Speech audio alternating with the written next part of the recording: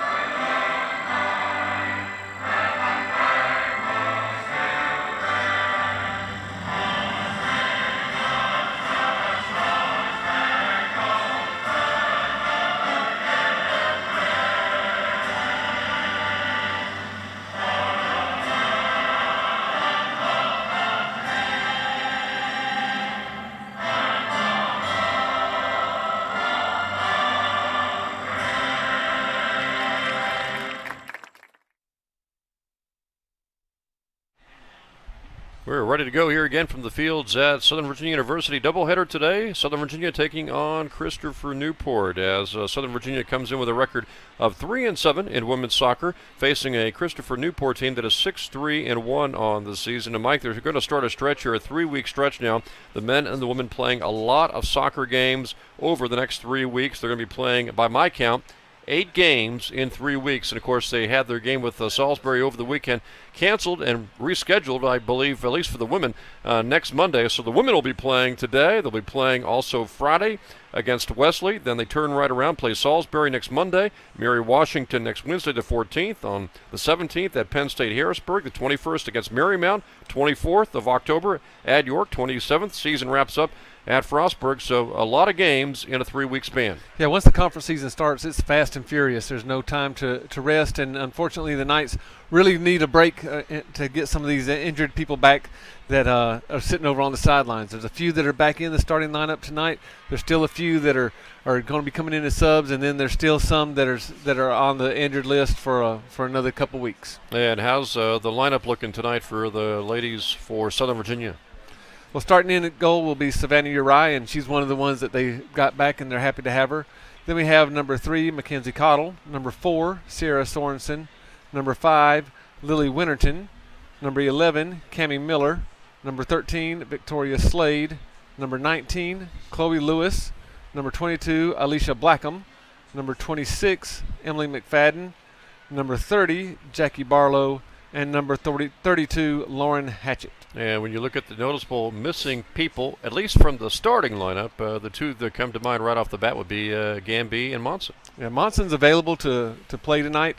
They're still monitoring her minutes. Gamby still has displayed some concussion-like symptoms. She's on day 2 of a 5-day protocol now to make sure that nothing comes up and pops up again. So she's hoping that by Friday she'll be able to play. Anybody else besides Jamila that won't be able to play, you think? Well, we got Valerie Cruz, who's on crutches. Also, we have Shirley Morales, who's battling concussions also. And and then there's Ann Powell, who just got a concussion the other day in practice, and so she's battling that. So that's a big hit to the backline defense for the Knights. That really is. Ann Powell's been one of the more valuable players this season for the Knights. She has, and both on offense and defense. We've seen her bring the ball up the sidelines quickly after she has gotten the ball switched over to her from the opposite side of the field. We've seen her get back on defense and really be able to chase a lot of balls down. So now she's out, and don't know how long that's going to last. But again, you said that it's a lot of games in the next 3 weeks, and unfortunately the Knights just don't have a break, so some of these girls can get healed up. And CNU, a team with a record for women's soccer for 6-3-1. Yeah, they're 1-1 in the conference. They lost to Frostburg 1-0. They beat Mary Washington 3-2. They have a great goal scorer, number 7 on their team. 12, I'm sorry, Victoria Perry. She scored 7 goals so far. She's number 3 in the conference. And if the Knights don't watch out, she can put a lot of goals in a very short amount of time. And the Knights again come in with a record of 3-7 on the season. They were able to beat Averett on the 22nd of September and haven't played a whole lot, just a couple of games since then. But as you mentioned, Mike, again, a lot of games coming up for the men and the women in just a 3-week span here. Well, there you see a picture of number 30, Jackie Barlow, out with a face mask on. She got her nose broke in one of the games that we were broadcasting here. Also a laceration across her nose.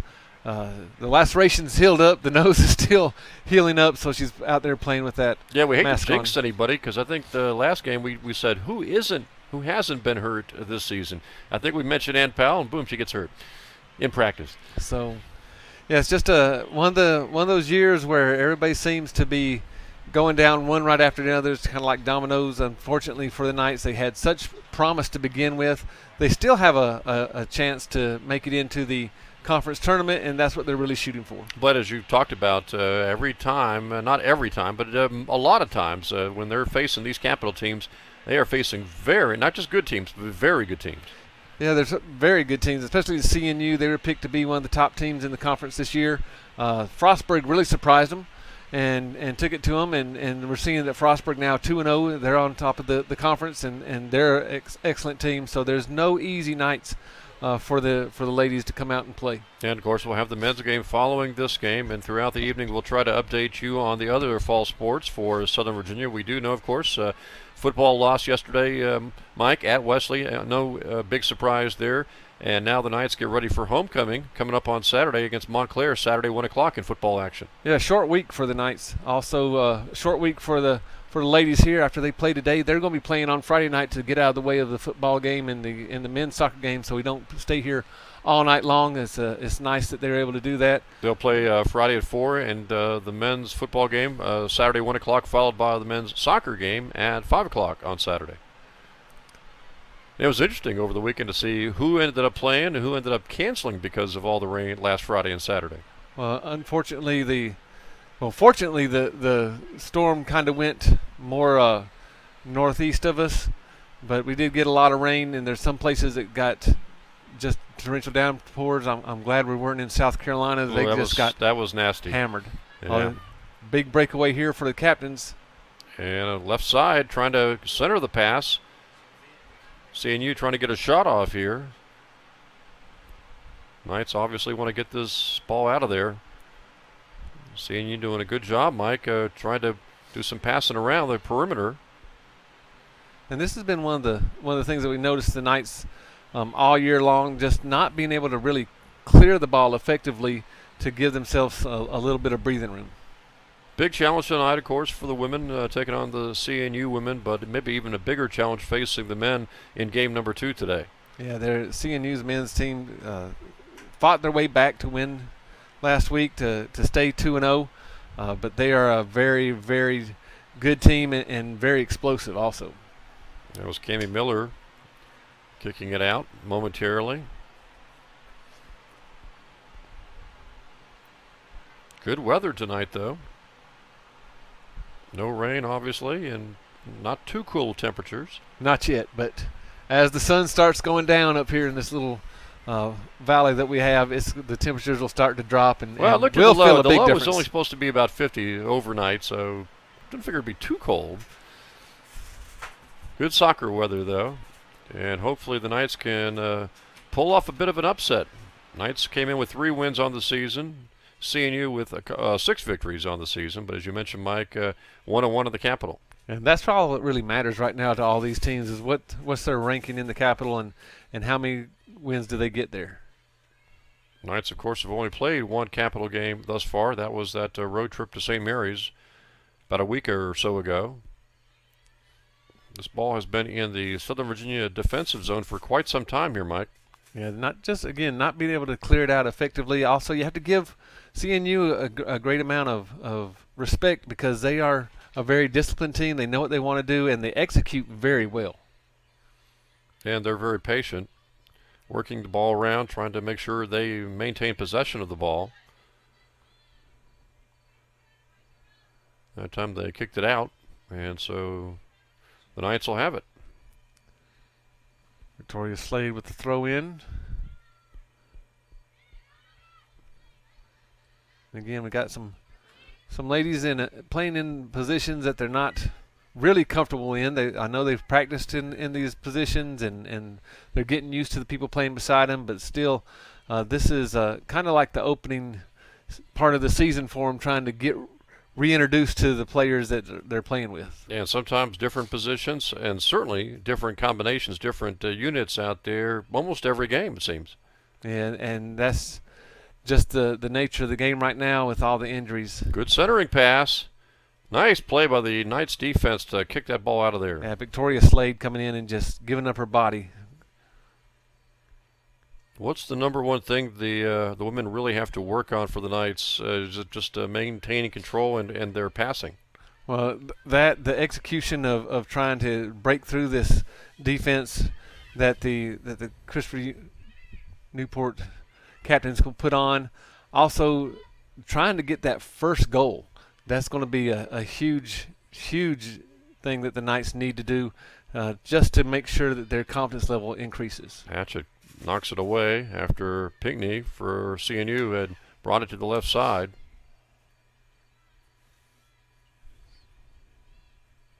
And this is not good for the Knights. Already just 5 minutes into the game, already a left side kick. Corner kick too, left side, which you mentioned I think is a little easier for the offense to attack the goal.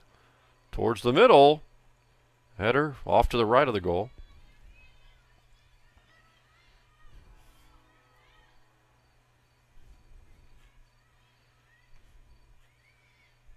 CNU got a good look there, Mike, but the header went off to the right of the goal, and now the Knights will have the goalie kick, and it comes out and knocked away by CNU. And right now, CNU is just a little bit more prepared to go toward the ball. They're anticipating a little bit better than the Knights are and able to step up and make a play. But we've seen earlier in games that it only takes one mistake and that will open up a lane to the goal. And usually when a goalie is one-on-one with a good striker, the goalie loses. Uri comes out for the ball, debating as to what she's going to do with it.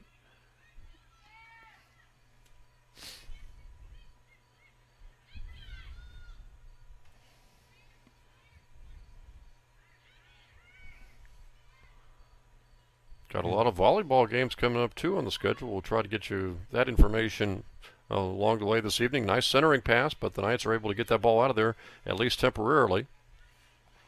Yeah, Hatchett was able to step up and pop it out, and if she didn't, that was going to be a major shot on goal.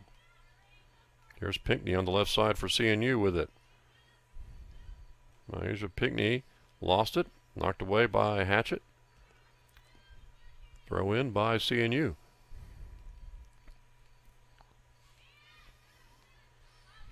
CNU is looking like it's doing a lot of probing right now, not really trying to attack full bore, but just trying to find out where the holes might be in the defense. Fortunately for the Knights, they're really stepping up, making sure that they pop anything out of bounds, only allowing throw-ins. We played about 7 minutes. My guess is CNU has had it for 6 of the 7 minutes.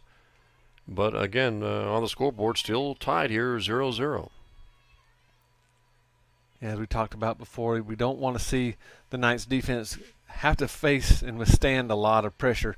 That just makes the defense stretch out, and sometimes they find gets cracked a little bit too much. Is that apt to really take its toll, Mike, in the second half? That does. It's whenever you're chasing the ball so many times or so There's long. a breakaway to Pinckney. Not good. Two Knights are able to get back. Pinckney can't really get a good shot off. She Nice had job. to wait for the ball, Mike, and play it off her chest to really get control of it, and that allowed a couple of Knights defenders to get back there. Yeah, nice job by Miller and Hatchett to get back and really bottle her up. Nice play by Slade there. Kicks it back out. And so far the Knights have only given up one corner kick. No shots yet, Jim, and that's really good to see. Defense-wise, you just want to make sure that you don't give up. When you start giving up shots, then obviously you got more chances of the ball going into the goal. And I don't believe, we played almost 10 minutes here, Mike, that the Knights have really had an offensive attack on the other side of the field just yet. No, we've seen them get the ball across midfield, been able to take it down probably at about 25 meters away from the goal, but that's about it. And then Christopher Newport stepped up and cleared it out. We do see, though, that the Knights are trying to clear everything out to the outer thirds of the field, having learned their lesson earlier in the season when they tried to clear the ball down the middle of the field and just had some major problems with the ball coming back at them very strong and a lot of shots on goal. Nice passing by CNU, but the kick on goal is saved by Uri. CNU, this is only the second time that they played a capital game for the Knights, but CNU, of all the opponents so far the Knights have faced, they look like one of the better passing teams. Yes, they are, again, very disciplined. They play very well. They have a system that they want to stay within. And we can Offsides see was a call there, I think. Offsides was a call. Yeah. We can see by some of their scores earlier on that they really don't get rattled. A 1-0 loss to Frostburg, a 3-2 win to Mary Washington. Just a very solid team. So what's the prediction? Frostburg and women's soccer, how far can they go? You know, Surprising if you have people those first couple of games. you get a team that's able to put one or two goals up on the board, and then you get a hot goalkeeper, you can ride them for as long as you can, and unless an injury happens, they may be the team to beat in the capital. In your estimation, what's more valuable for soccer, whether it's men or women? Is it having the hot goalkeeper where you can consistently win games 1-0, or is it really having that offense you can depend on? You'd rather have both, but obviously, if you're giving up just as many goals as you're getting or more, then you're not going to win any games. So really, the hot goalkeeper.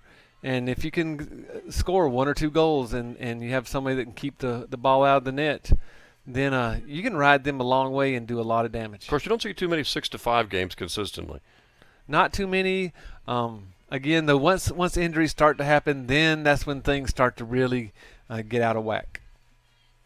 And I'm sure most coaches will say that hot goalkeepers are nice, but you got to have some defenders in front of them too. Oh, that's really the goalie's main job, is to organize that defense and let them know where the ball's coming, who's trying to sneak in from the backside.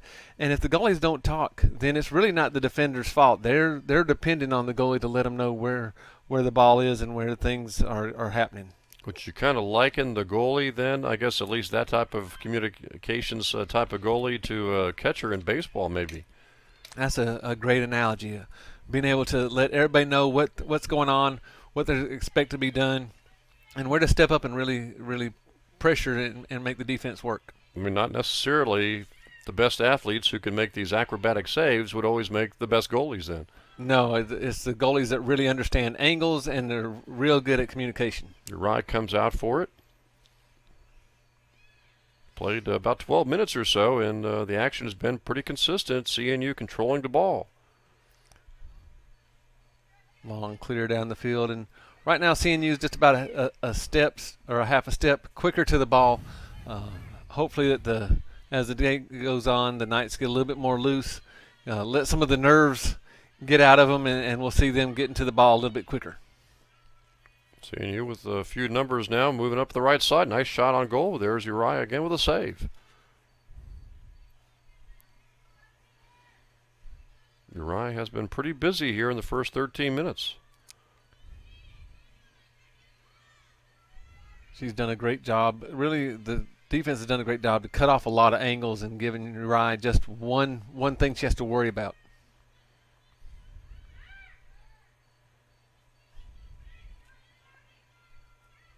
Well, seeing you really likes to possess that ball, even if it means going backwards temporarily. And they do a great job at it too. There's teams that like to possess it, and then there's teams that can possess it. And CNU is a team that can. Seeing you trying to set up another shot here towards the goal, high and off to the left. And that was Perry there, and you can see that she's kind of a shot maker. She's going to try to put the ball on target any time that she gets within about 20 meters. And that was about 25, almost 30 yards out. Knights trying to get their offense started here. And it may well be that's the game plan, Mike, to really bottle up with defense early on, CNU, before you switch to an offensive game. Pinckney tries to come for it, and Uriah is able to dive for it, and Pinckney goes down.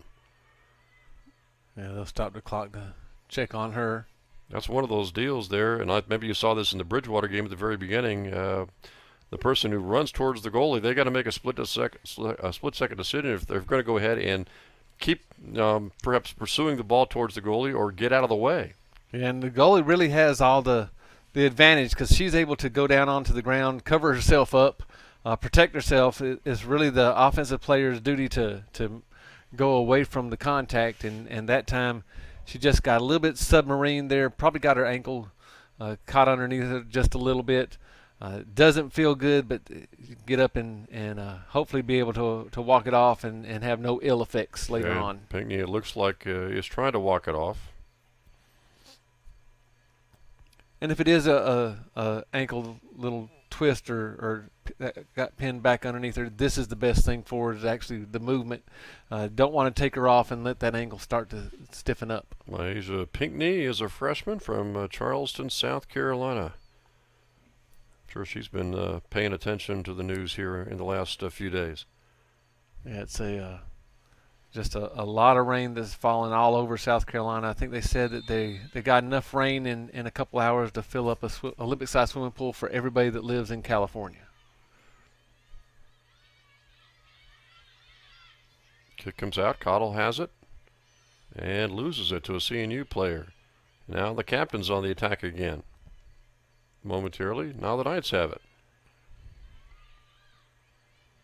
And you can just see the spacing is a little bit better for CNU right now. They're able to keep their spacing about 12, 15 yards apart, being able to make some nice passes. They switch the field really well, and it keeps that defense of the Knights really guessing and really moving. Here's Pinckney with it, who took a tumble just a few seconds ago. Nice move to get around Slade. It's good to see Hatchett there to back her up, though. Good defensive play there. She brings it back out. They go over to the right side. Knights are able to control here. Here's Sorensen with it. Trying to get it ahead. Nice pass to Barlow. Barlow slides, trying to control the ball. Shoots it back to the left. Knights really attacking here for the first time. Here's McFadden with it, who had a couple of goals, of course, earlier in the game this season. Looks like she may have tried to play. Oh, they're going to give it to CNU. I thought she played it off the captain's shins there. Really looked like she did, Mike. Sun must have got into the linesman's eyes. But that was one of the better attacks that we've seen that Knights manufacture from one end of the field to the other in a very long time. Good passing, too. Hatchett going back for it. Gets it over to Uriah, who boots it over to McFadden.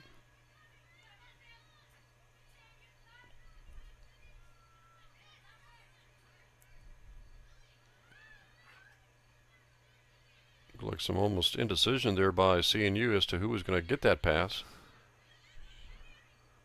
Or even the most disciplined teams can have a few moments of indecision. Now over to the right side. That's Perry again. See if she takes a shot here. She does. High shot. Hit the football crossbar. Substitution into the game here for CNU.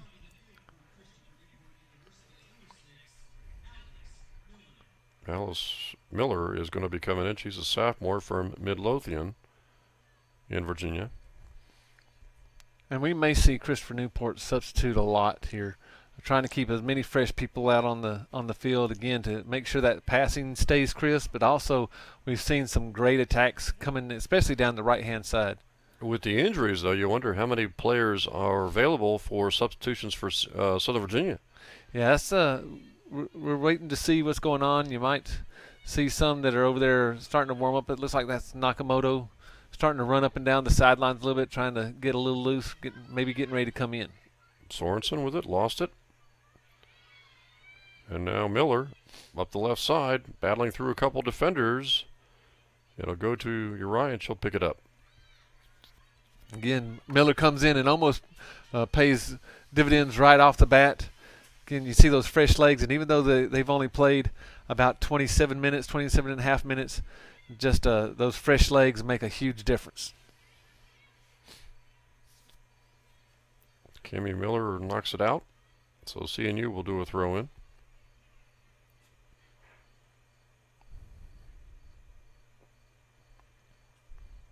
You can see there's a substitute over there for the Knights. We'll have to wait and see who that is. I believe it is Nakamoto coming in.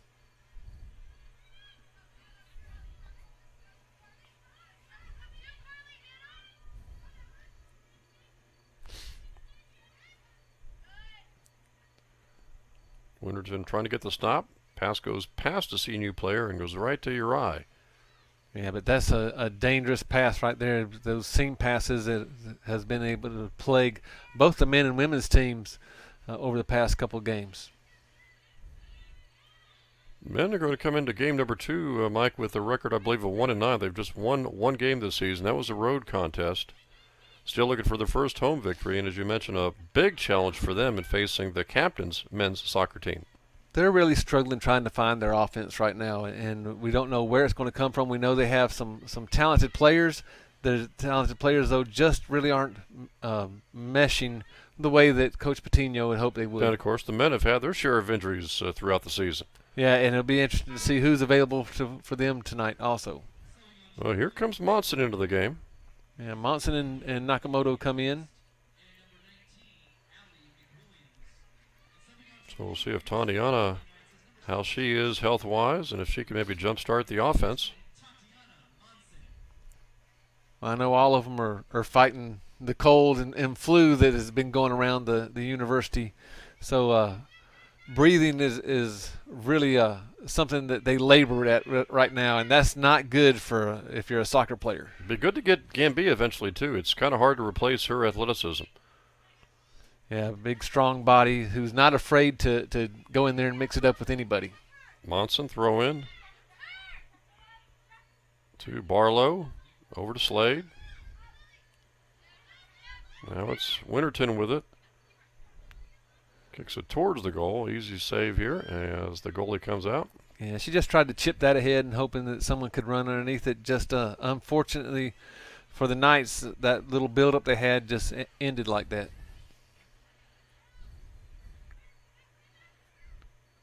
Barlow tries to get it to a teammate. Goes instead to a CNU player. And now we've got whistle.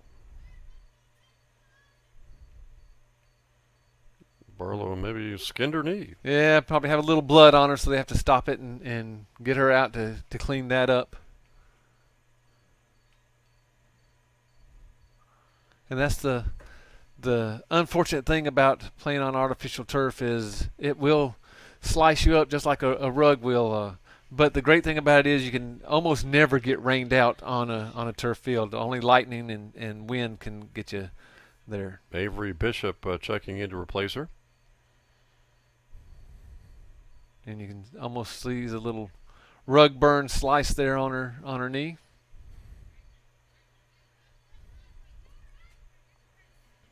Two shots on goal here so far. One corner kick for the Captains, and no corner kicks, no shots on goal thus far for the Knights. And unfortunately for the Knights, again, they look like they're just a little bit too bunched up. There's not enough room between so the Captains can play two people with one defender. Whereas CNU really spreads out their players, especially on the offensive end. Oh, nice little backheel pass. Oh, look at that move. Good knockaway by Slade, though. And again, that's Perry coming down. You can just see how imaginative she is with the ball and able to do some just great things. Can't teach that where you can really go around the opposition like that.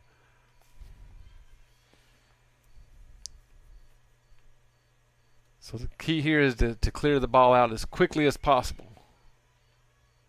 Knights try to do just that, but it rolls back to the CNU player. Shot knocked away. Knights clear. CNU kicks it back in. Uriah has it.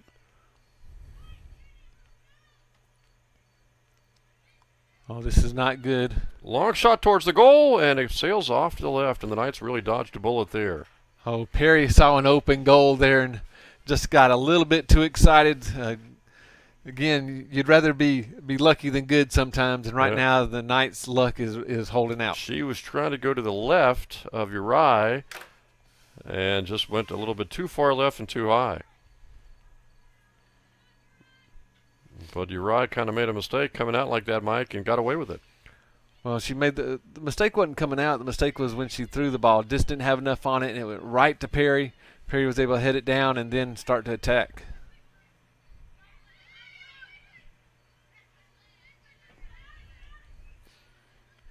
And I know it's easy for us to sit in here and watch the game and say, oh, they should do this and that. And, yeah, we're pretty adept at that in all sports. And not be out there on the field and not know what's really going on. The Knights earn themselves a free kick here.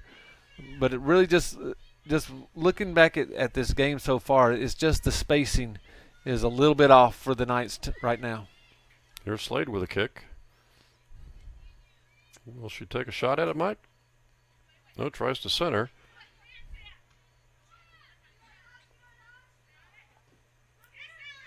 CNU tries to keep it in, and the Knights try to get the steal.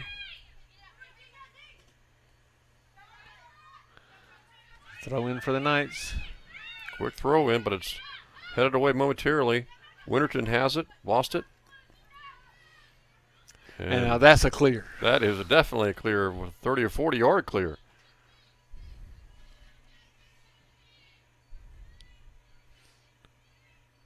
And right now, that again, just subtle differences. When the Knights clear it out, they really don't get a good chance to clear it out, especially to the other side of the field.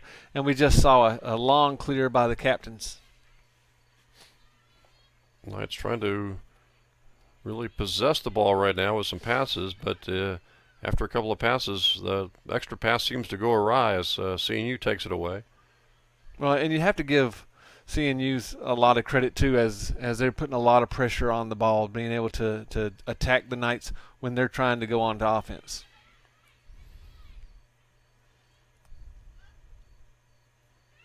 As you see, Knights still looking for their first corner kick as well as shot on goal. Let's see if they can get it here. Kick sails way left.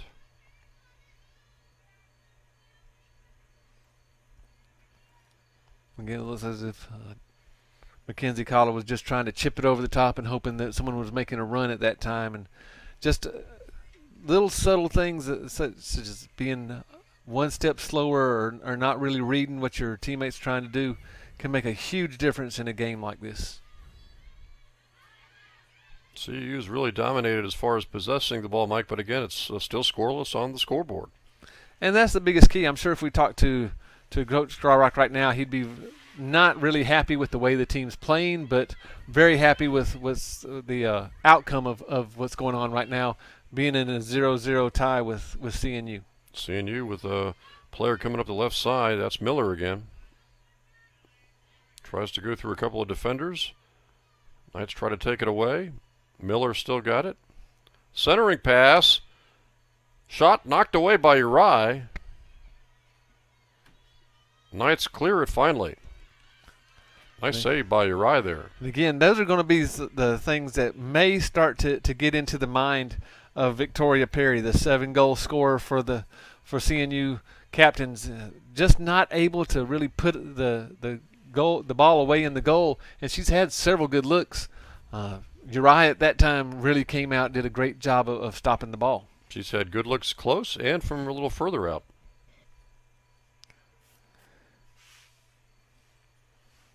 And on paper, if you look at this, CNU is the better team. But the longer the Knights stick around, keep it in a tie, the more it's going to play into the minds of the captains, and they'll start to press, and that could cause the mistakes to happen. And all you need is one goal. And that was the problem, of course, and the only loss so far, and the only game played thus far in the Capital Conference for the Knights against St. Mary's back on the 26th is they got behind early in that game. And by halftime, it was basically over. Yeah, I talked to Coach Starrock about that, and he said he would like to forget that game. He hopes his players forget that game. He didn't even know what team that was that showed up in the first half.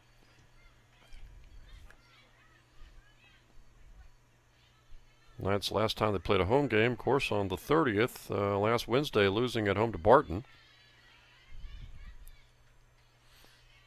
And Barton is a very good Division II team that is they came up and they showed that they really like to attack and really went over the top of the defense a lot. Knights lost that game 5-0.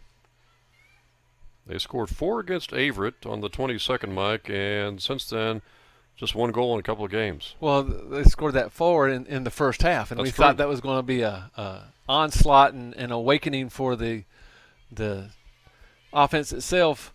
But instead, they've here's a move up the right side. Nice centering pass. The good look, and Uri makes the save. What a great save by Savannah. Again, though, a lot of pressure being put on Savannah, and she's really got to get some help from that back line of defense, which right now only Hatchett and I think that's Miller have played there all the time. So by my count, since that first half flurry against Averett, about 225, 235 minutes, give or take a few, and they've had 1 goal. Yeah. Now they play good competition, obviously, in Barton and St. Mary's. And you'd like to see more goals, but if you can't score more goals, we'd like to see the Knights give up less goals. And we saw against Barton, and obviously in that game against St. Mary's, they gave up goals rather quickly. It's a quick flurry of goals that they give up, and then they settle down and play. Jackie Barlow checks back in along with Sarah Foster, who is into the game there. You see Sarah right there.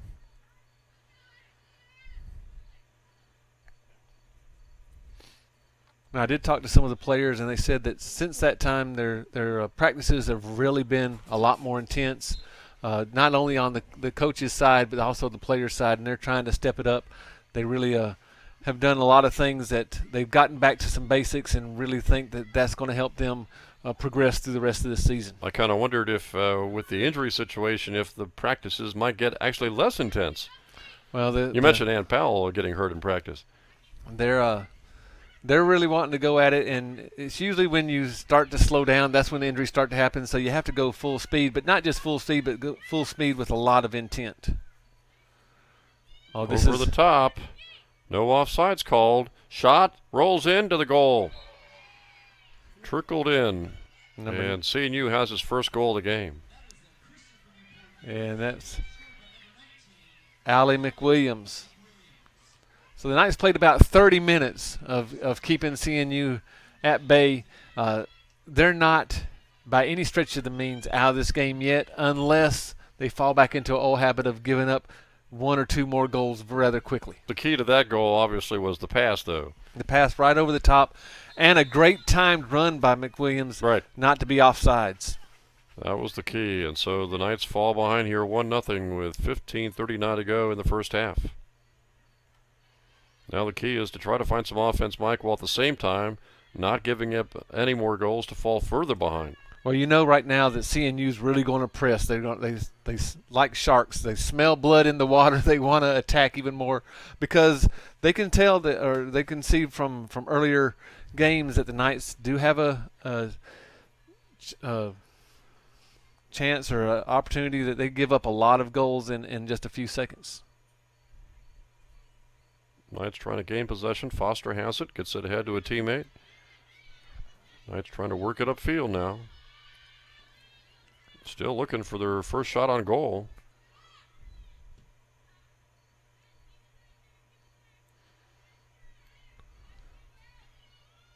Let's see if the Knights can keep it down here on their offensive end for a couple minutes and get some good shots on goal to really test this CNU defense. Let's work it into Monson. She is hawked by 2 or 3 defenders and loses the ball. She's had that problem all season long, Mike, after a tremendous season last season, just facing, not to mention the injuries, but a lot of defenders. Yeah, once you've proven that you can score some goals, no one's going to let you have free open looks. It was a good give and go move by CNU, but they lose it. Nakamoto tries to save it from going out, and does. Again, we just see the passing just a little bit off by the Knights, not being able to really anticipate where they want to go with it.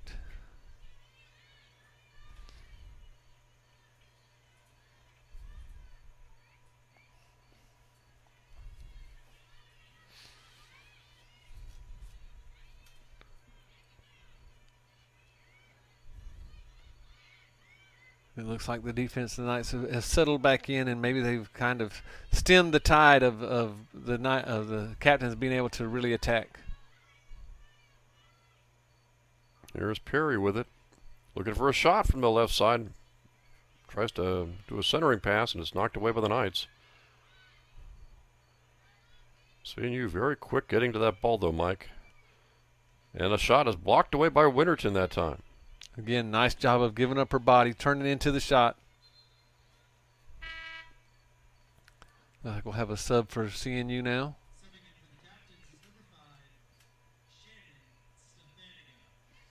Savanica comes in.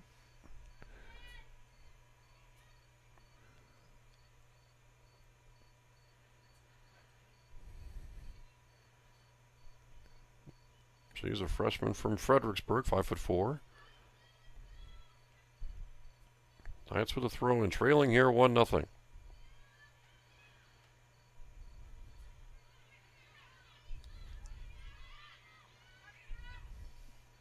Needless to say, Mike, they want to keep it on this side of the field, get your offense going, but when you're on this side of the field, obviously CNU is not going to score.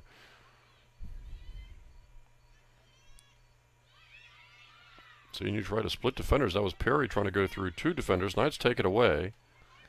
Here's McFadden. And we've seen CNU switch Perry over from the far sideline to the near sideline now, trying to get the ball back onto her right foot for shooting purposes, trying to get her going.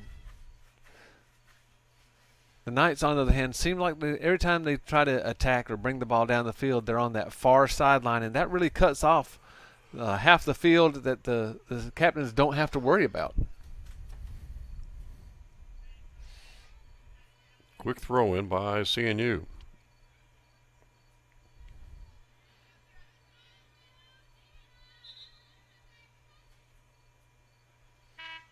Yeah, unfortunately right now everything's just a little bit too hard of a pass or too soft of a pass for the Knights. They really haven't found that sweet spot yet. Kate Herlock, Jr. checks in, and also Alexa Haycraft. She's a sophomore for CNU, and they really are doing a lot of subbing here in this first half, keeping fresh players out there. I'm sure it even loosens up the substitution pattern even a little bit more. Once you get that lead, then everybody's trying to chase you.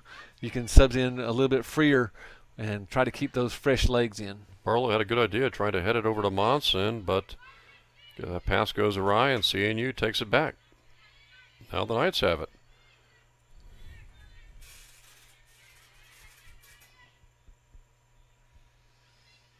And you can see the accuracy on those passes just aren't connecting with each other. Pass into Monson. Taken away by the captains again.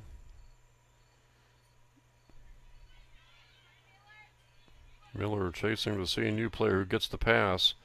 A little give and go try there by CNU.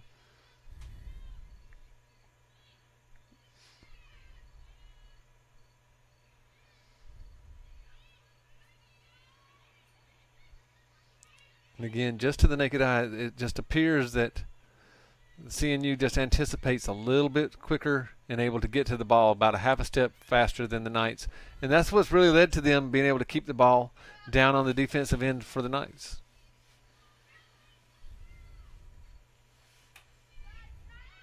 They really do a great job, Mike, making the Knights, at least here in the first half, chase the ball. Yeah, they switch fields really good, and again, that really stretches out the defense, and you can see all the triangles. If we were able to stop this action right here and then draw the triangles that are there, you'll see about 4 or 5 triangles that they've formed, again, about 15 yards apart, no more than that when they make those passes, and it's really hard for the Knights to defend that. Knights are still looking for their first shot on goal here in this first half, trailing 1-0. And except for some really good defense, especially by Stefano Uri, it could be a 3-0 game. Definitely. Here's Monson trying to break through defenders. And she does, momentarily. Little stop move, trying to find a teammate to get it to. Over to the left side, trying to get Foster, and it rolls past her.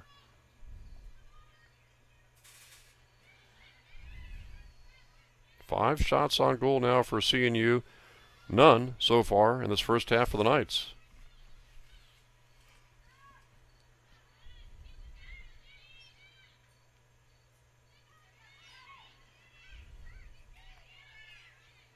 Nice pass. Oh, and this is, again, one of those seam passes. Took a while to get there, and the shot goes off to the left.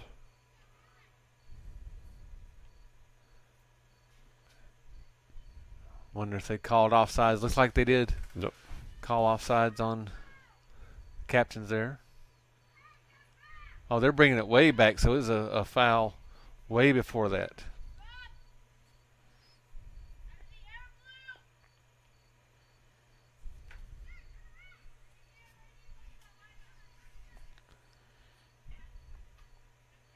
Hatchett kicks it downfield. Winterton trying to get it over to Sorensen.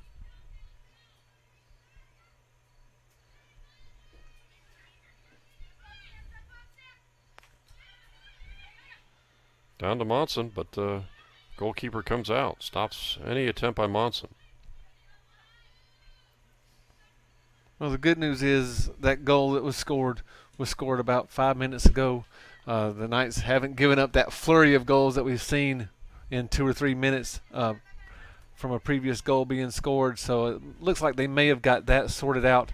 And if they have, that's really good for them for the rest of the season.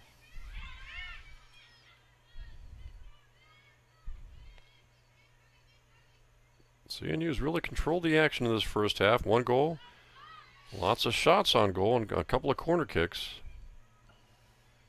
Knights just have not been able in this first half, at least, able to manufacture any offenses.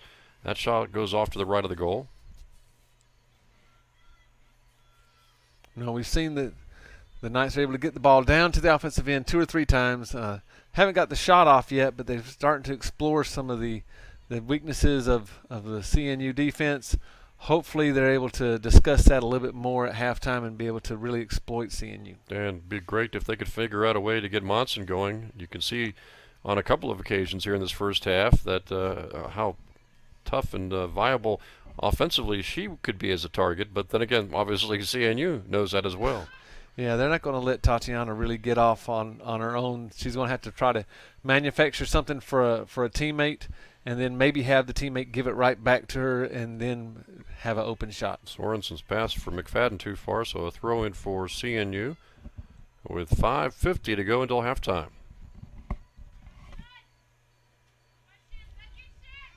McFadden had it, lost it from behind. Knocked away by CNU, throw in by the Knights. Slade with the throw in. Trying to get it to Tatiana, over to McFadden. Seeing you just very tough defensively to get through. In that game against Averett, we were looking at McFadden, who scored 2 goals rather quickly in that first half, and thought that she might be the one to help get the offense on track.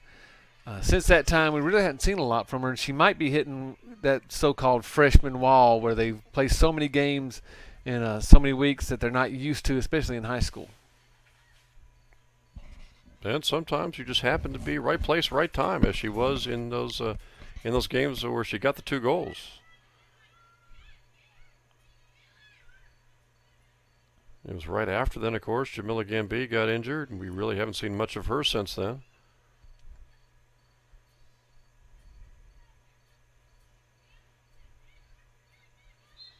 Winterton called for the foul.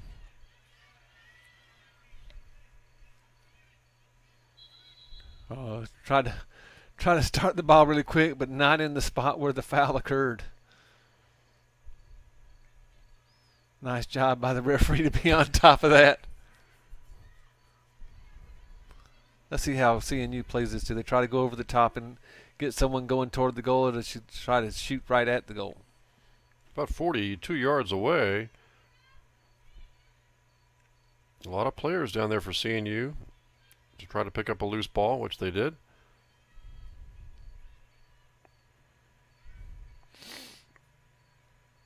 Uri comes out for that one with 3:50 to go until halftime.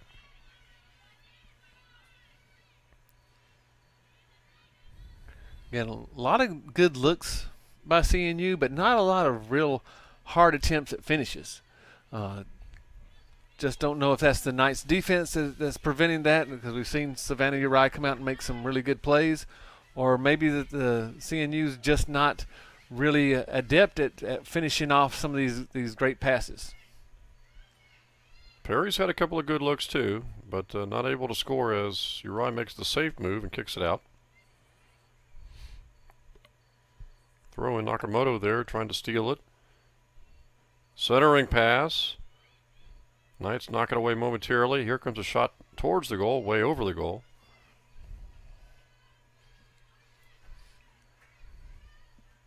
Nice field goal attempt. Corner kick now for the Captains. Probably see a few of those on Saturday when Montclair comes to town homecoming. Knights taking on Montclair at homecoming. Saturday, 1 o'clock, Mike. Knights still looking for their first win, obviously. Very tough schedule here in 2015. Facing a Montclair team on Saturday at 1 o'clock that's only won 1 game. That was against, I think, William Patterson last Saturday. And I think they scored 64. Shot towards the goal. Knocked away by the Knights by a defender there. Nice awareness. That was a good play by Winterton. Oh, and that ball just skipped right over the top of the goal. So here comes Savannah Pulliam into the game.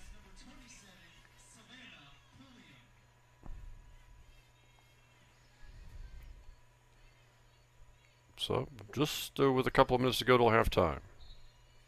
Again, the big key now is don't give up a goal in these last 2 minutes.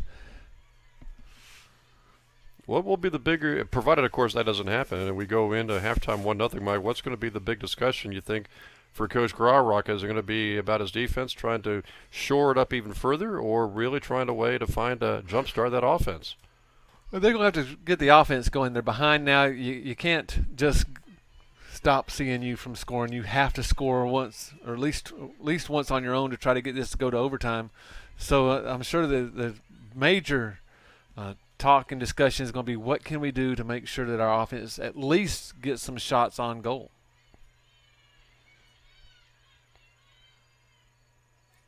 And it's been a discussion point really all season long. We had the 2 goals earlier, I think, in the Avery game against Averett with McFadden, but more or less, to a large degree, the offense this season, at least the offensive attempts, have basically come from Monson and also Gambi. Yeah, and once you only have 1 or 2 players that's going to be your main offensive threat, the other teams can really key on that. And once you take that away, where are you going to go to next? Who would, in your estimation, I was thinking Ann Powell, but obviously she's hurt, not out there. Who are some of the prospects out there who could really become offensive threats? You mentioned Sorensen. Now, she's more of a playmaker.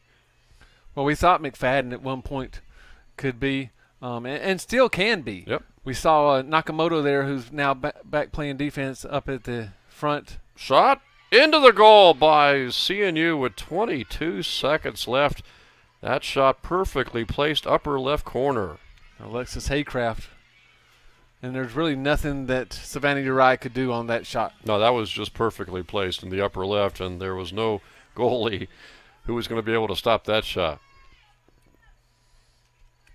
So that's a tough goal to give up, Mike, with just 22 seconds left till halftime.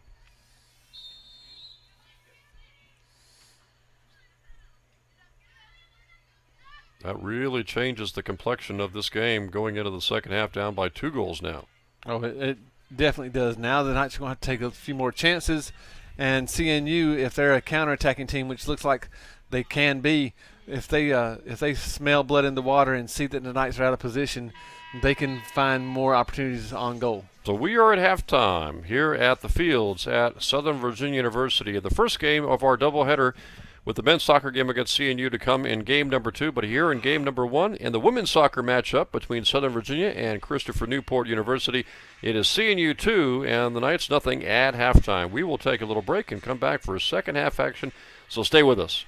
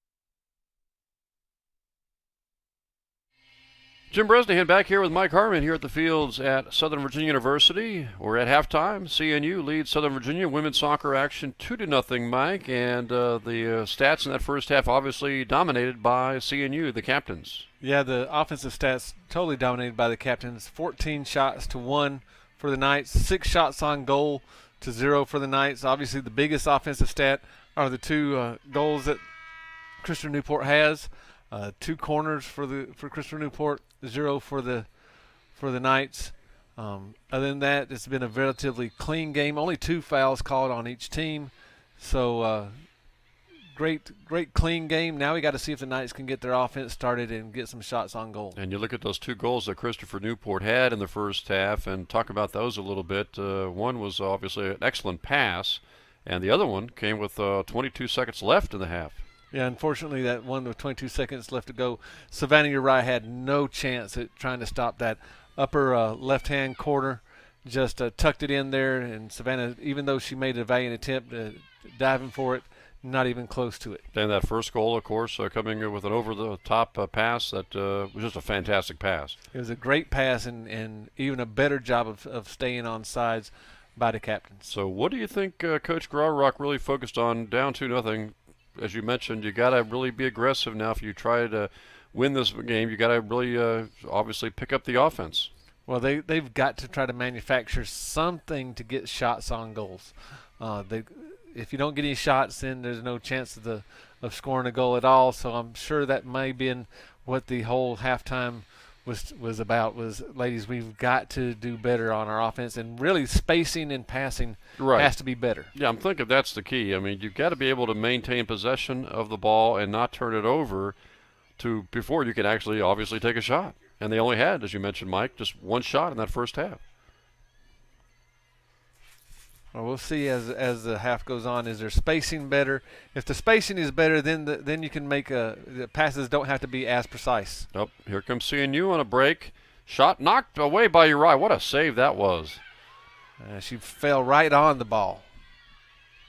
That could have easily been 3-0. Again, one or 2 passes by the captains find that seam. And that's where a lot of teams have attacked the Knights, both on the women's side and the men's side. There's Monson chasing the ball down. On the left side, trying to work free. Against a couple of defenders, though. She gets knocked to the turf. No whistle. And CNU's got it.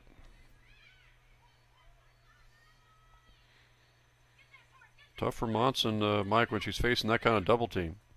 It'd be tough for anybody. And again, because they know right now that Gambi's out, there's no real other threat as a goal scorer out there. They can double and triple team Tatiana as much as they'd like. Breakaway left side. And it rolls past the goal. Nice move. I think that was by Perry. But again, Perry really hasn't been the main threat for the captains tonight. She's had some breakaways. She's had some shots on goal. Savannah Uriah's been able to deflect them and been up to the task. And she had that one opportunity, really, that one golden opportunity back in the first half where Uriah tried to pass it out. It went to Perry. Uriah was obviously away from the goal. Perry had a good look at it from outside, but overshot and to the left.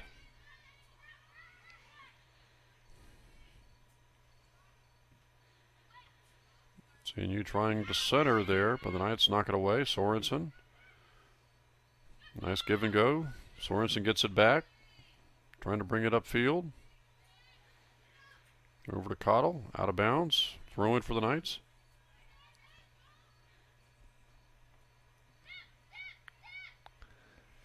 And maybe the Knights need to really take a look at how teams are attacking them.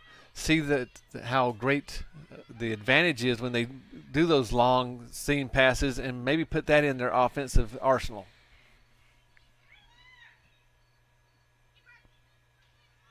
Get down. Uriah has it. Again, people sit there and say, well, that wasn't such a great pass and no real advantage for Christopher Newport, but that's always now in the back of the Knights' minds. If we make one mistake, those long seam passes can get through, then we put Savannah at a huge risk. Yeah, those long seam passes, you're not going to maybe connect on them all the time, Mike, but if you do, that can really set up your offense. Yeah, and all you need is one or two a game to really connect and let your defense play and finish it out. CNU, nice centering pass there, and Uri has the stop. Another shot on goal for CNU. That's their 7th shot on goal for the game. Knights again still looking for their first SOG, and they only have, again, 1 shot so far in the game itself.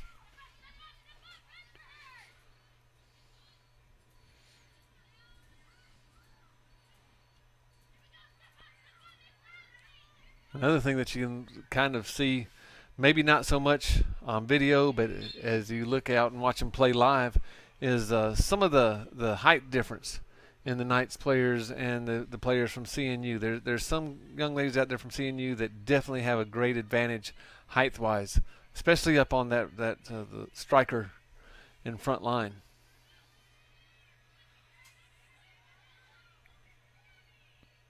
Hatchett with a kick. Hansen was trying to grab it.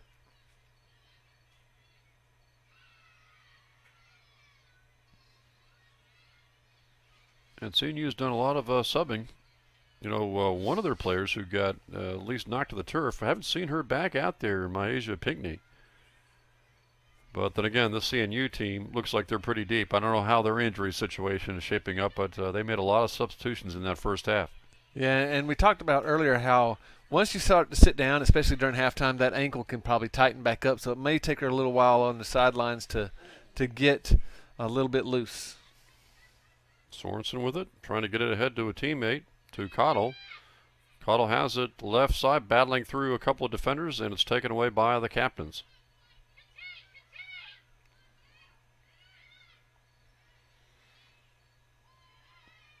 Cammy Miller right back with it.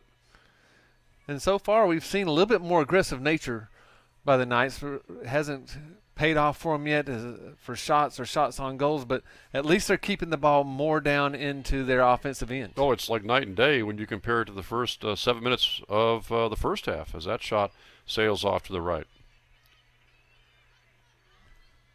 Again, the Knights really have to play like they have nothing to lose, and once you start to play that free and not worrying about things, then you can let your talent really take over. And you wonder if, even if they don't make the comeback here, Mike, if they keep on playing like this, if Coach Graurock will say, hey, you know, we didn't make the comeback, but let's keep playing like this for 90 minutes from here on out. Yeah, that would be without a doubt. If they keep this attacking nature and able to manufacture at least some shots on goals, even if the goal doesn't go in, this is, like you said, night and day compared to the first half. Nice pass up the right side. No offsides call. Here's Perry, one-on-one with Uri, and she goes right past her for the goal. And Perry's been knocking on the door for so long in the first half. Uri was able to counter her. That time, just no opportunity. Well, it was a good pass, first of all, and one-on-one, Perry drew Uri out to her, which really Uri didn't have a choice. She had to come out, I guess, Mike, and at that point, it was kind of a soft shot, too, kind of trickled it by her. Yeah, just put it where Savannah couldn't get to it. Don't have to shoot it hard sometimes. It's just where do you place it. So now CNU with a big advantage here with a 3-goal lead. And again, it was one of those long seam passes that just got through, especially to Perry. And you can see how quick Perry is.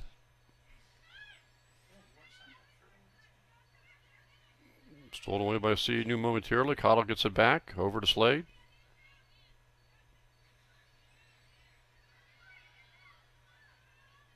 Sorensen trying to chase it down, just not ran out of real estate there. Substitution coming into the game here, looks like, for second half action. Rachel Brewer, sophomore, will check in from Yorktown for CNU.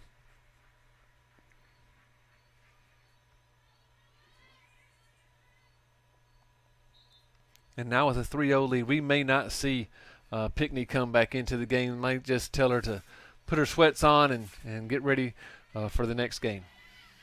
Another breakaway by Perry. Works past Hatchett. And fires another shot into the goal. Perry with her second goal in about a minute or so. And that time, Perry just kind of worked her way around Hatchett and then had the upper left corner from the goalkeeper standpoint available and put it right there. And again, just the speed factor there. And Mike, you mentioned it earlier in the first half. Get a goal, then the goals start to pile up against the Knights, and Perry has single-handedly done that here in the last minute or so. And coming in now for Christopher Newport is number 6, Alex Miller, in for Perry. And that might be the day for Perry, as she gave Christopher Newport a 4-goal lead. No sooner did you say Perry has not been a factor that she was able to erupt for a couple of goals, and she made some nice plays. But she also got, I think on both those occasions, Mike, some good passes. Yeah, you have to get the passes. You can't take the ball from one end of the field to the other by yourself. The passes that we saw, especially that seam pass that she got on her first goal, was just very, very nice. Amazing the way this game has turned around. It was 1-0 with 22 seconds to go until halftime, and suddenly, Mike, just a little over 10 minutes later, it's 4-0. And unfortunately, we see the Knights slip back into that habit of we give up a goal, and then all of a sudden it's 2 or 3 goals within a 5-minute span. So suddenly the Knights probably not thinking about comeback so much as, just as you mentioned, just trying to get the offense going. Shot on goal first, shot on goal, and then maybe a goal itself. And it all starts with the passing game.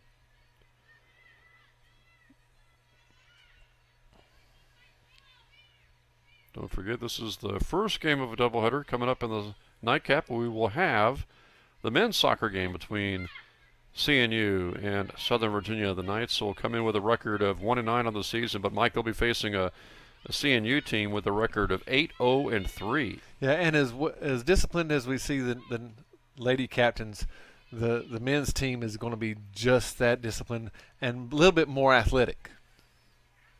No losses on the season, 3 ties, 8 victories. And you wonder, when you look ahead of the postseason, how far that CNU team might be able to go. Well, they got pushed to the limit by York. They had to come back and into that game in a tie. So they've been very good, but they also have had some luck on their side.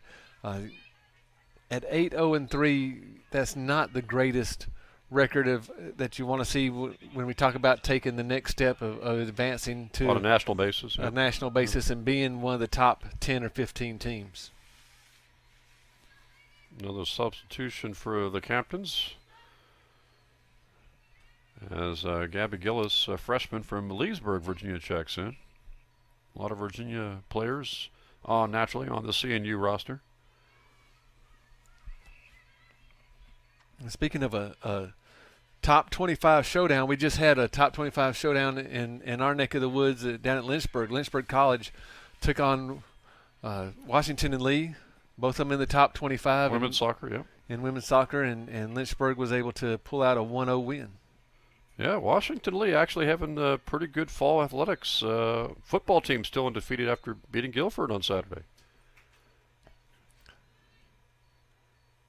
And, of course, we all saw Washington Lee in soccer action just a few weeks back. Knights had played them pretty tough. Had that game tied with at 1-1 with about 11 minutes to go.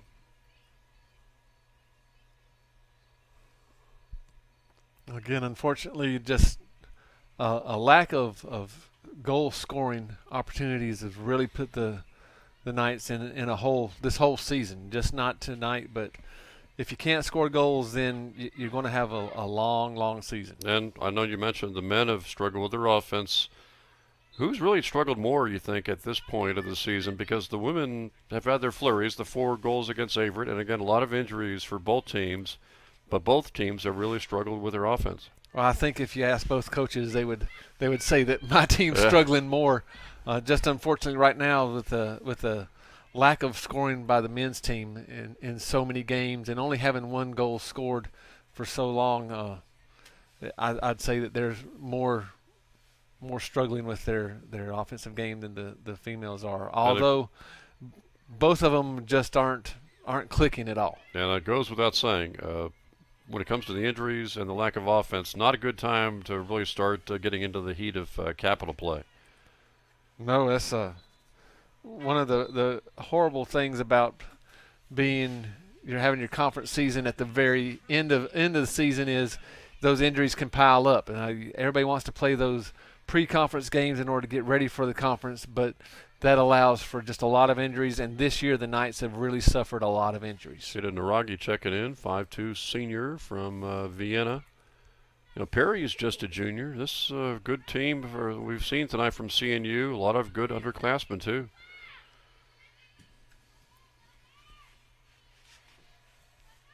CNU back on the attack, right side. Good defense by Kami Miller. Trying to pass over to the left, and it sails too high. 10 shots on goal, 3 corner kicks. No corner kicks for the Knights. No shots on goal for the Knights. They have, I believe, just 2 shots now, Mike, for the game. 2 shots for the game, and that's not going to help jumpstart your offense.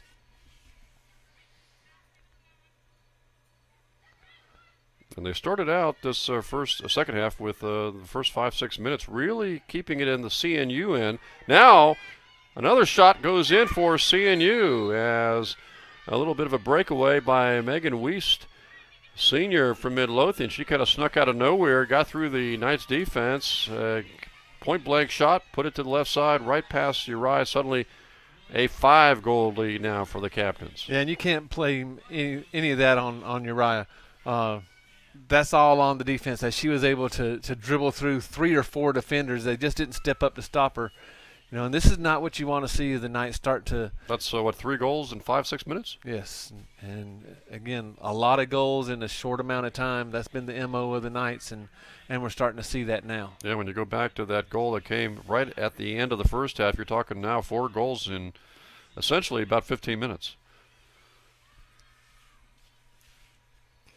And that'd be okay if you could match them goal for goal. But right now, the Knights really struggling offensively.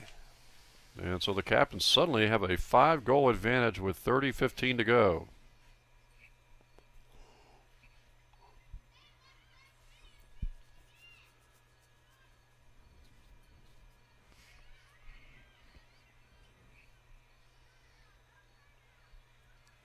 You know, and I don't expect CNU to let up off the gas at all. I think that they can keep attacking. They will. And again, the Knights really have to take some chances, and there's where the Captains have excelled, is taking advantage of those mistakes that the Knights have made when they're trying to attack. Well, you know, even when you got the big lead, and it really runs this way for, I suppose, any sport, Mike, you bring in second and third teamers, probably either younger players or players who just haven't had a whole lot of playing time, and they want to get out there and go. Yeah, and you can't blame them for that. They're not trying to run up the score, but this is their opportunity to actually get game experience, and so they're not going to slow down at all. The goalkeeper for CNU tonight really hasn't been tested too much. Not at all, and CNU's coach doesn't mind that. Every once in a while, the goalkeeper would like to have 1 or 2 shots to come in so they can record some saves, but, you know, the goose egg up on the scoreboard for the Knights now is a big telling factor.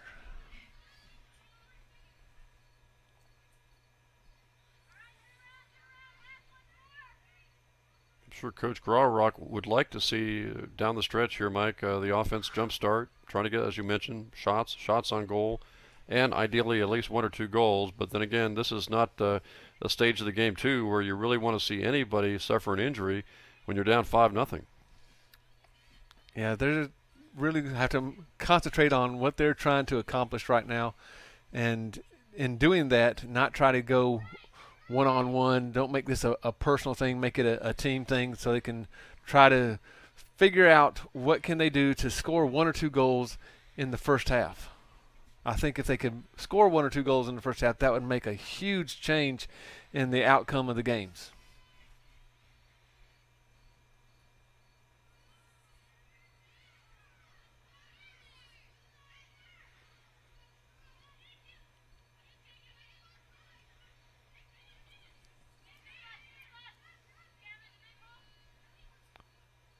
And again, you see the Knights just not able to connect on some of these passes, and CNU's taking advantage of it. Nice play there by Slade to knock it away. Throw in by the captains.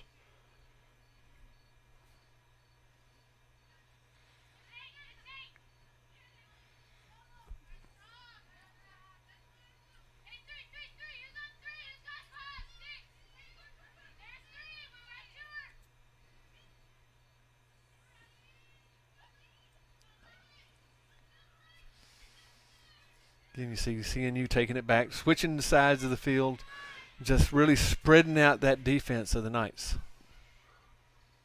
Don't know if you would recall this some sort of time-consuming offensive philosophy, but that's looks like kind of what it looks like for CNU a little bit, where they're just trying to play keep away and not necessarily driving towards the Southern Virginia goal. If they've got the opportunity, like maybe right there, they'll do it, but otherwise just trying to maybe take a little time off the clock. Well, we saw CNU in the first half do that too, where they'll take it back, switch sides of the field, make the defense spread out, and then they start to pick apart the holes in the defense of the Knights.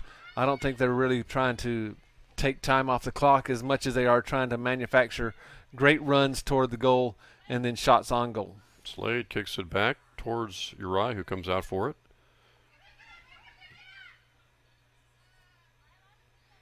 With that pass aimed for Mackenzie Cottle, goes out, and it'll be a throw-in for the captains. And, you know, again, the Knights have been chasing a lot all game long, Mike, so, again, this would probably be the part of the game where fatigue starts to set in a little bit. Yeah, and we talked about earlier how the captains seemed to be about a half a step faster than the Knights at the beginning of the game. Nice punch out by Savannah Uri. Yeah, good save there. But right now, the fatigue in the legs is going to make them a full step slower than the captains. And shot goes in from outside. High shot, kind of sailed over Uri's head, and now 6-0 is your score. I think that's the second one by Alexis Haycraft. Yep. And again, she just tucked it right underneath the crossbar. Nothing that Savannah Uri could do. That's on the defense of the Knights, trying to make sure that they're in between the ball and the goal. I'm not really sure Savannah, or really a lot of the Knights, expected that shot to come from that distance. And again, she just hit it just exactly perfectly, put it right where Uri couldn't make a play on it. So what had been a 1-0 game with just seconds to go till halftime suddenly is 6-0.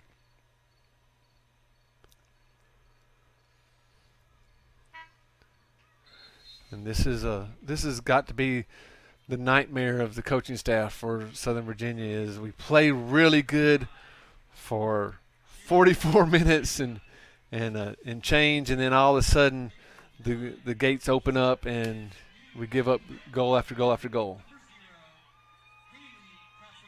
And it looks like CNU's maybe changed goalkeepers here in addition to making a few other substitutions with this big 6-0 lead. Yeah, 17, Caitlin Bly is in. Goalkeeper now is 0, Haley Casanova.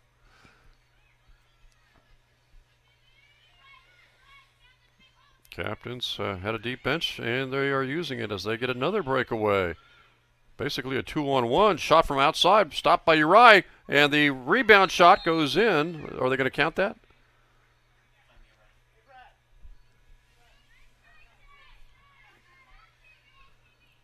See what the call is here.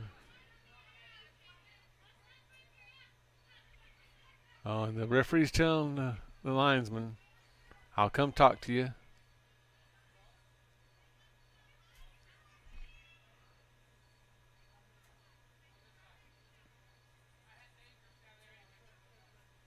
There we go. So we can hear the referees from where we're at. The offsides flag was going to be up on the cross. The head referee had a dangerous play anyway, so goal doesn't count. So no goal, stays 6-0. But again, you can see how the Knights are trying to press up, trying to create that shot on goal, and they're getting caught ball watching, and then great timing by the captains, able to play the ball up and over or through the seams. Latest stats, Mike, 13 shots on goal, I believe, for CNU, no shots on goal. Just 2 shots for the game for the Knights. How many total shots now for CNU? That'd be 34. Huge advantage for the captains, and they lead 6-0 here with a little over 23 minutes to go in the game.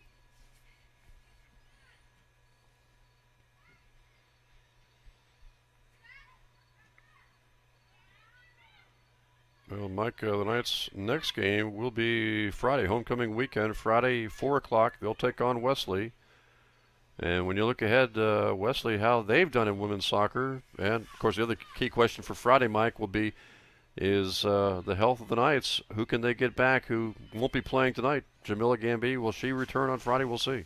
Yeah, we'll have to see how they go through their concussion protocols. Wesley right now is 1-2 in the conference. They're 4-5-2 overall. It's going to be a close game for them, and again, a short turnaround for both teams now. Yeah, that's going to be the way it's going to go the rest of the regular season. You're never going to have more than a couple, maybe 2 to 3 days in between games.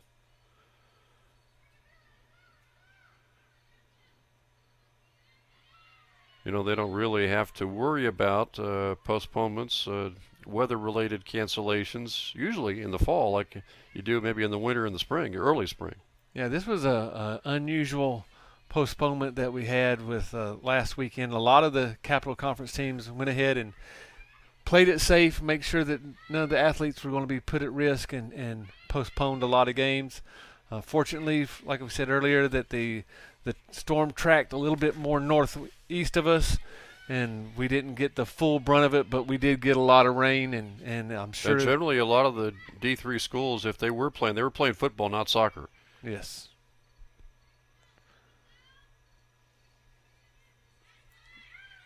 Seeing you back on the attack again with just a little over 21 minutes to go in the game. Well, you mentioned you got volleyball coming up. That'll be on Wednesday night. Yeah, tomorrow night against Salisbury. Going to be a tough match for the Knights. Salisbury's perennially one of the better teams in the Capital Conference. They and Christopher Newport are usually the ones that you have to look out and try to beat. The Knights again are down in numbers. Injuries happened also to one of their better players, and so they're really trying to dig themselves out of a hole. So that's coming up on Wednesday. Don't forget Friday we've got women's soccer, 4 o'clock, as the Knights will be taking on Wesley. CNU towards the goal. Uriah is there. She bumps into a player from CNU. Uriah looks like she's okay. And dangerous play, and it's on the offensive player to pull up.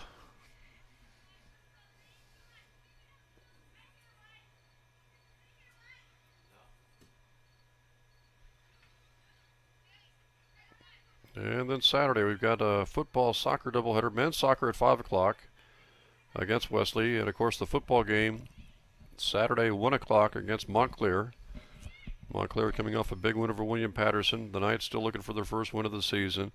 Their biggest problem, in addition to playing really tough competition, Mike, from a football standpoint, is giving up, I think, 6.5 yards per rush as far as the defense is concerned, only averaging on their running attempts only about 1.5 yards a carry. Yeah, and it seems to be a theme throughout all the fall sports. Really having a hard time generating offense. The football team, the soccer team, the volleyball team trying to generate that offense, not finding the consistency that all the coaching staffs would hope. I know obviously the defense will get sometimes the blame when you post scores like some of the opponents have, like 91 Salisbury, 50, was it 59 I think for Wesley 56. on Monday, 56 on Monday. But as you mentioned, if you're not getting the offense, defense has got to stay out there, and you're facing some prolific offenses for some of these NJAC teams. Yeah, when you go 3 and out, the defense doesn't get to rest at all, and they get to starting to get that step slower, and you can get taken advantage of really easy. Just checking out the box score of that Wesley game on Monday. Sam Lohr, a lot of tackles. He was all over the place. A lot of solo tackles Sam had, and you know, he's kind of the anchor of that that football team, and without him, you kind of wonder where the defense would be.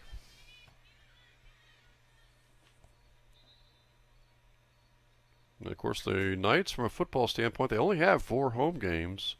So this game coming up on Saturday will be just their second home game, and after it, they'll be halfway through the home schedule.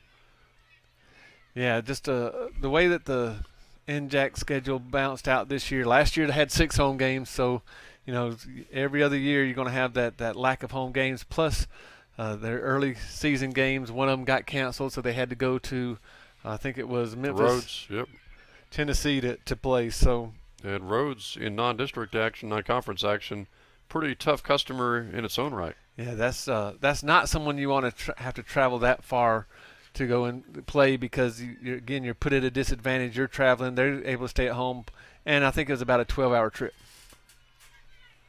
Nakamoto gets back to get it, mishits it, scrambles for it.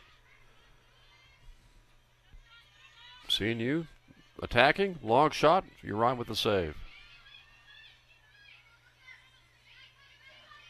13 shots on goal now for the captains, and the Knights still looking for their first shot on goal.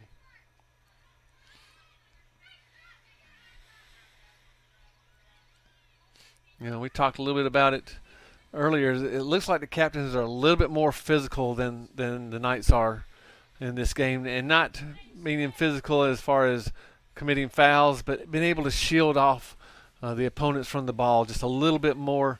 And then once you're going for a 50-50 ball, they're able to use their shoulders to nudge the Knights a little bit further away from the ball, and able to take advantage of, again, just the physicalness of their nature. And a tough challenge for the coaches for the Knights to try to really jumpstart this offense with all these players injured and all the different combinations out there from game to game.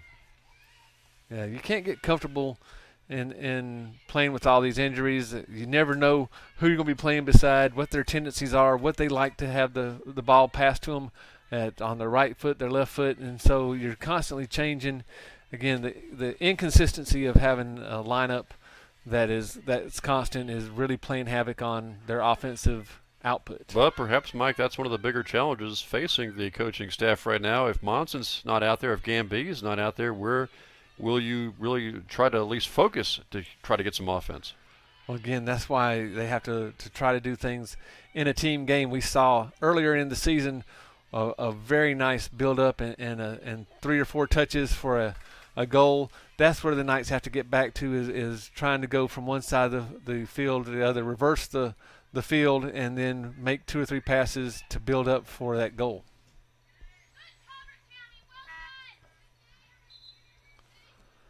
Cammy Miller kicking it out. Rowan coming up here for CNU. More substitutions. Winterton's going to check back in first of all for the Knights as Cedar Donaldson checks out.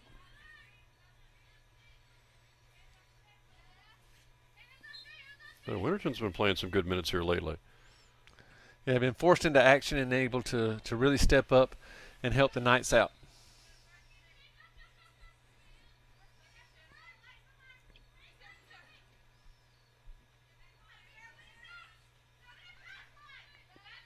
Mentioned some of the players we haven't seen here recently. Mentioned Ann Powell got hurt. Jamila Gamby still working her way back from that concussion.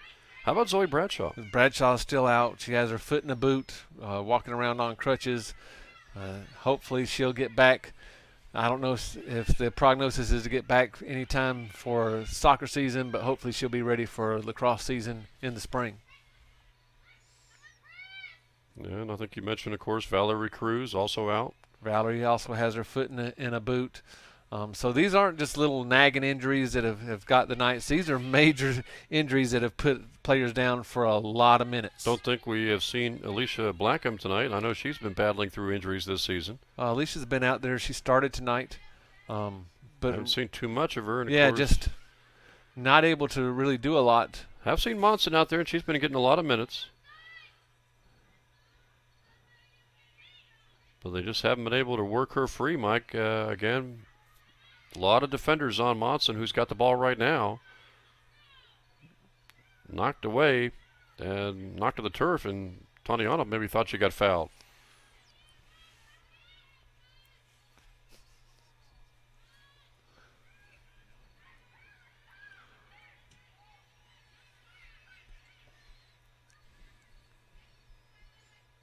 Well, the two things going forward that we're going to watch for the rest of these games is, one, can the Knights generate some early goals for themselves? And two, when they do give up a goal, are they going to be able to limit the next goals that they seem to have given up so much in their previous games? Yeah, from an offensive standpoint, try to maintain possession. Don't turn it over. Get in position, Mike, where you can take a shot, because they haven't had a whole lot of shots tonight. And again, no shots on goal. Played, kicks it towards the middle. Knights trying to control it right now with 12:54 to go in the game. Toward the goalie. Defender for CNU. I don't know if she was pushed or just aggressively fell down. I think she had a little bit of help. Her momentum was going that way, but I think she had a little bit of help of going further. Knights still battling here with 12:30 to go in the game. Still trying to get that first shot on goal and their first goal tonight.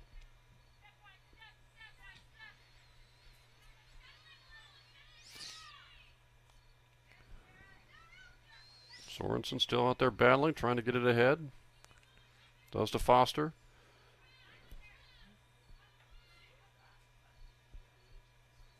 Throwing upfield to Sorensen, got away from a defender. Left side, trying to control it. She took a real bump and nothing. No foul called there at all. Again, we talked a little bit about well, I think they did. They finally called it. There'll be looks like we'll have a corner kick for the Knights now.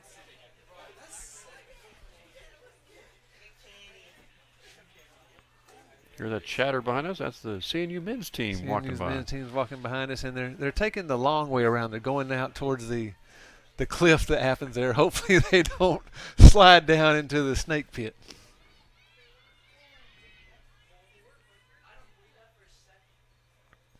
Corner kick rolls right into the net. Again, side of the net. When things go bad, they seem to add up on top of each other. That was the Knights' first corner kick all game long. First corner kick, and that's something that the Knights really need to try to manufacture more of. And again, that goes back to the philosophy of that attacking nature on offense without giving up anything on defense.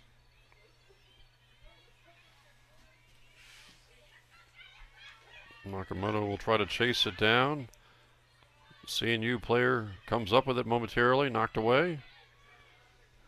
Knights will have it with 10:47 to go.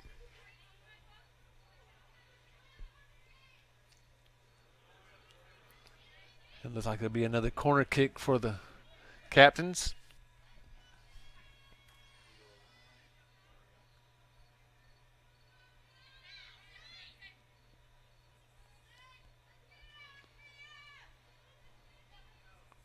We got something going on the other side of the field. Looks like the goal came loose. That may have been where Uriah was slammed into the goal earlier. In which case, it's been loose for some time. For a little while.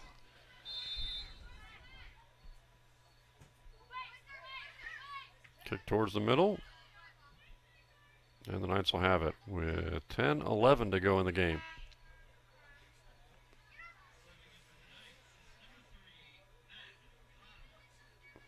Kenzie Connell going to check back in for the Knights here. It's always easy to find Miss Cottle with those orange shoes on. She's another of the Knights, knock on wood, that hasn't really had injuries this season. No, and at the beginning, she was the first goal scorer for the Knights, and really thought that she was going to take off too. Again, just a lot of different little minor things that have added up to major offensive output. That, of course, a major injury to start the season with Rachel Miller going down in that game against Bridgewater. Yeah, unfortunately, as we look back, that was a kind of an omen of things to come.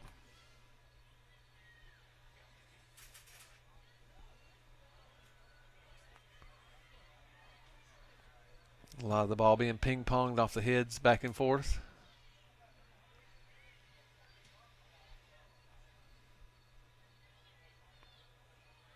Sarah Foster was fouled, looks like. I think she called it the other way. I think she got her hand on the ball there. Sarah getting some good minutes tonight, though. Well, the one thing about a lot of injuries in a season that really puts a premium on you developing freshmen and younger players. Now, if Coach Garrock keeps the core of these players together and they come back, just think about how much playing time and experience is going to be on that team. Plus, they're going to be a little bit older, a little bit more mature, and could go and really do some damage in the Capital Conference. Uri comes out for that ball with 8:22 to go.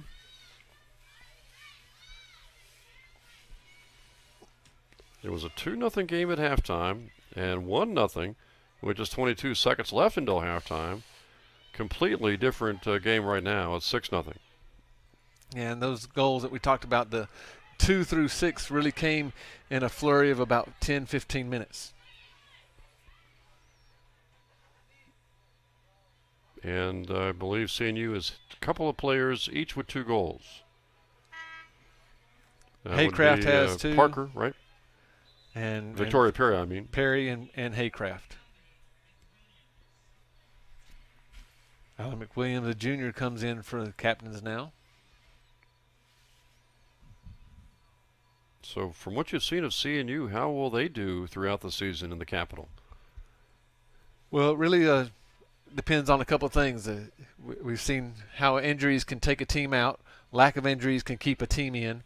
And if they can open up a lot of lanes for Perry, draw a lot of attention to her, we see that CNU has a lot of other goal scorers. A lot of weapons out there. And looks like a very deep bench, too.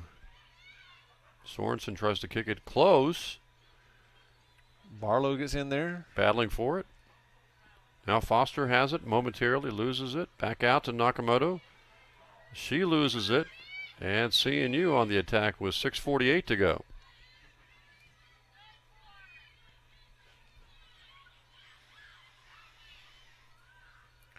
And Barlow couldn't go to the ball until she got on sides.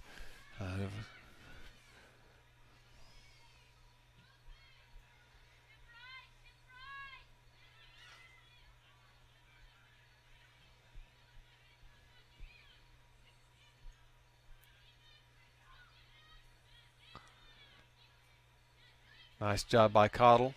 Like to see her get on track now.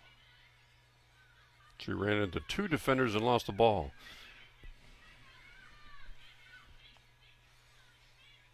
Well, Mike, it's tough to go around 1 defender, let alone 2. Oh, and here's a chance for the captains, and they get a goal with 5:57 to go as the player for the captains simply outraced the defender, Mike, for the ball and then put it right past Uri.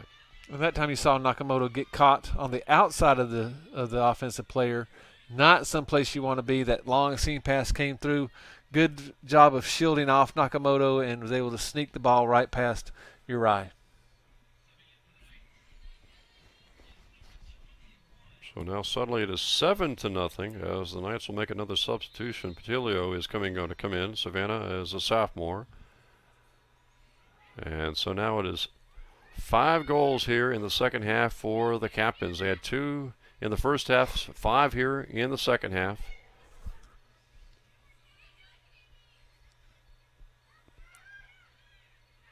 People look at the score and think blowout, Mike, but again, it was 1-0 with 22 seconds left until halftime. Yeah, unfortunately, they got to that second half and let the floodgates open up for CNU.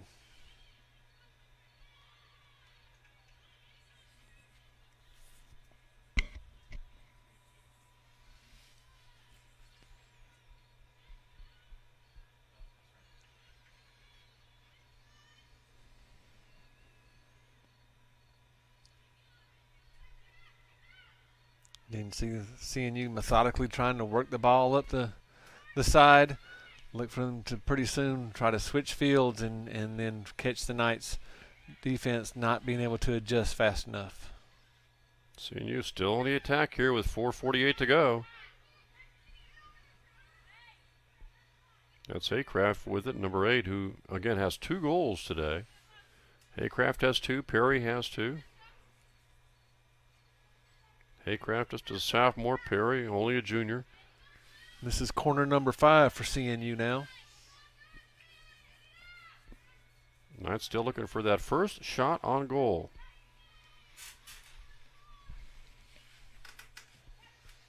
Corner kick.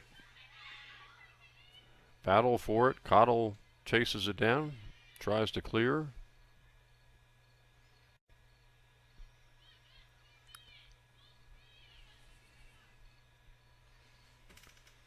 Throw in now for CNU, and you can see them. They're starting to walk a little bit. A lot of tired young ladies out there. Even with all the substitutions that are going on, again, a lot of up and down that we've seen in this second half, and just a lot of tired young ladies now. Monson checks in.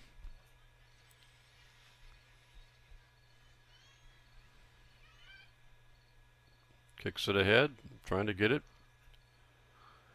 And there's one of those Foster. long seam passes that we've seen happen so many times against the Knights. Maybe now the Knights will sit back and say, all we need is one of them to get through. And the Knights have really not attempted many of those seam passes this year. No, they're more of a ball control offense, Yep. wanting to make the short, sure passes. I think that they're going to maybe change a little bit and put some of this into their offense. Not completely change their offense, but try to incorporate a few little long passes. Well, again, stay with us. We've got the second game of this doubleheader coming up. Following the women's contest, we'll have the men's soccer matchup between Christopher Newport, 8-0-3 on the season, facing the Knights, who are 1-9 as far as the men's soccer team is concerned. Men have the one road victory on the season, Mike, and still looking for that first home win of 2015. Yeah, and there'd be no better time to get it than now.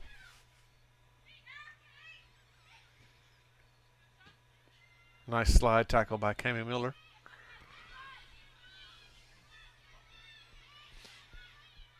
Barlow chasing after the ball.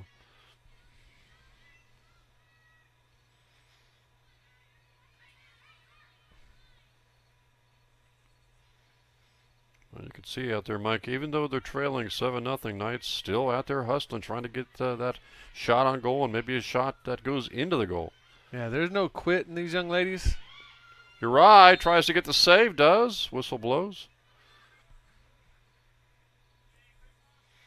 Another collision there between a captain who was aggressively trying to get a goal and the goalkeeper for the Knights.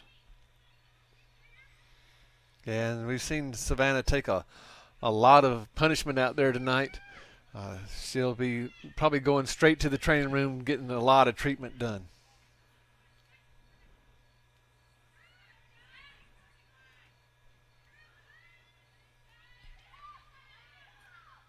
Captains have had a lot of good looks at the goals here in the second half. They have had, as a team, in the second half, 5 goals. 5 goals, 22 shots, and 14 of those on goal. Here's Avery Bishop back into the game, replacing Barlow with 1:25 to go.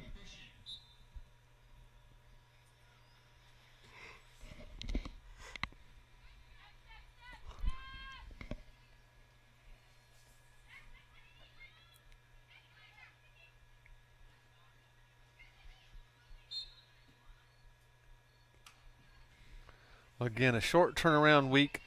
The ladies play on Friday. Don't have the usual 3 or 4 days of preparation. We're going to see how they can prepare for this homecoming game coming up. They're going to play on Friday night, so they can. Yeah, Friday, 4 o'clock, they get Wesley. And Interesting to see who's going to be there, who's healthy, who's not, and if their offensive approach, if their tactics change at all. Yeah, and the great thing about them playing on Friday is they're the only game on campus. A lot of alumni will be back, and they'll be able to get a lot of energy from that crowd. And again, we have football Saturday, 1 o'clock against Montclair. Then the Wesley men's soccer game. That'll be following the football game Saturday at 5 o'clock. And don't forget, Mike, volleyball tomorrow night. Volleyball tomorrow night, 7:30. A little bit later start time. The Lady Knights will be taking on Salisbury. Salisbury, traditionally one of the better teams in the Capital Conference. Hopefully they'll be able to put everything together and come out with a victory. So, Mike, tough second half, especially for the Knights. The captains who led 2-0 at halftime, go on for the 7-0 victory today as the captain's women's soccer team improves to 7-3-1 on the season. The Knights now 3-8 on the season. Yeah, unfortunately for the Knights, just ran into just a machine of the CNU captains, especially in the second half. That constant pressure that we saw all first half that the captains were able to put on the Knights finally broke them, and they're able to find the back of the goal 7 times. And so now, Mike, as you mentioned, short turnaround time. Next game for the women will be coming up on Friday, 4 o'clock against Wesley, and a lot of questions to be addressed between now and then. The biggest one is, what are they going to do to manufacture some offense? Obviously, the easiest answer to that would be get these young ladies that are over on the sideline injured back into the game. The next question is, if they can't come back into the game right away, what are we going to do to find the ball going into the net? So as you can see, we're on a countdown, about a half-hour countdown, getting ready for the men's soccer game today between Southern Virginia and Christopher Newport. We will take a little break here from the fields at Southern Virginia University. Stay tuned. In about 20-25 minutes, we will have that men's soccer game between Southern Virginia and Christopher Newport University.